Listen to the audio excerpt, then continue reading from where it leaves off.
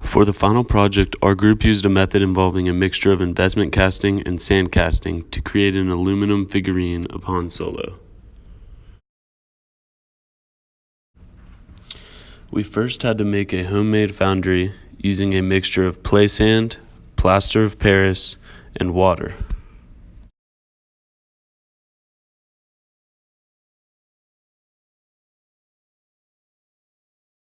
Once fully mixed, we poured the mixture into a 12-quart bucket and inserted a smaller bucket filled with water into the mixture to create a bucket-shaped cavity for the foundry. After an hour or so, we pried out the smaller bucket and drilled an air hole to insert steel PVC piping that will feed air into the foundry from a hairdryer. This will increase the burning temperature and airflow when the lid is on.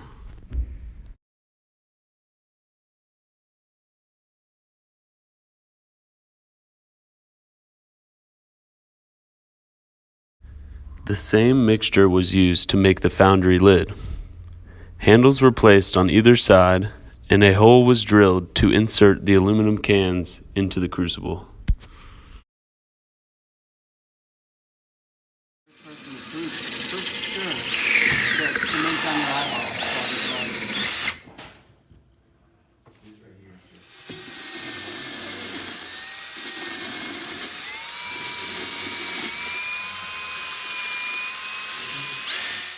We used an STL file from Thingiverse to 3D print the Han Solo model on the TAS 6 3D printer in the Driftmeyer Fabrication Lab.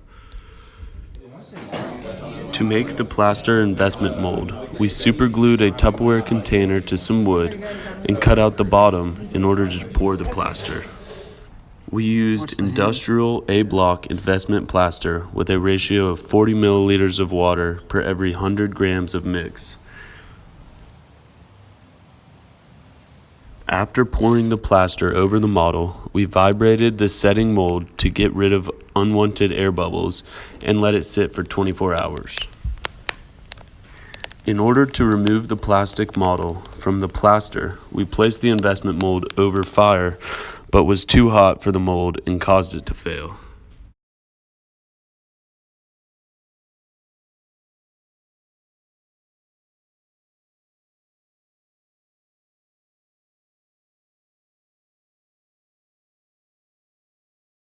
We made the 3D model smaller for the second try and used a toaster oven to melt the plastic instead of the fire.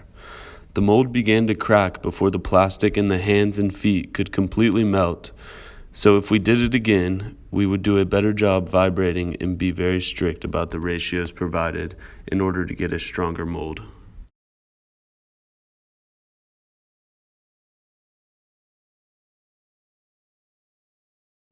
The sand casting box had two parts, a cope and a drag, which are both 2 inches thick. We cut a steel fire extinguisher to use as the crucible to melt the aluminum cans.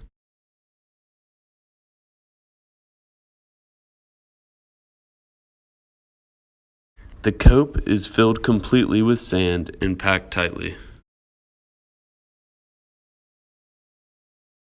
The drag includes the hardened plaster negative of Han Solo and the gate for the aluminum to flow into the mold from the feeder. The feeder was dug out using a nail and allows the molten aluminum to travel from the sprue to the gate.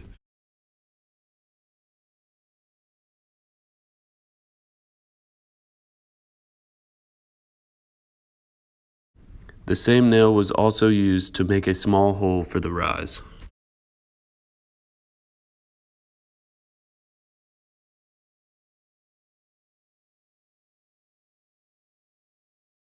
We used an Elmer's glue stick to make a good-sized hole for the sprue, which is where we will pour the aluminum into.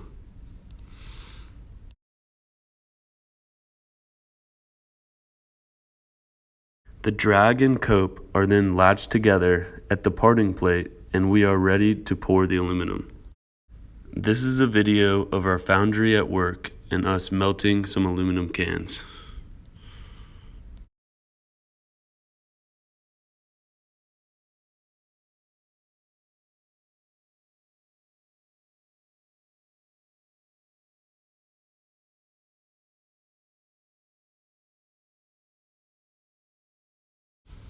We didn't really pour the aluminum as smoothly as you want to, but it worked out in the end.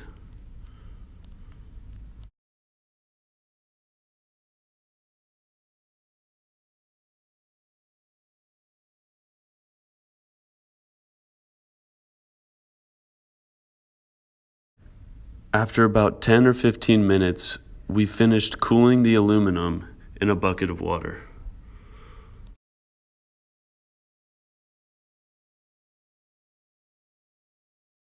The last step was for us to machine the figurine in order to remove all excess aluminum and give it a polished finish.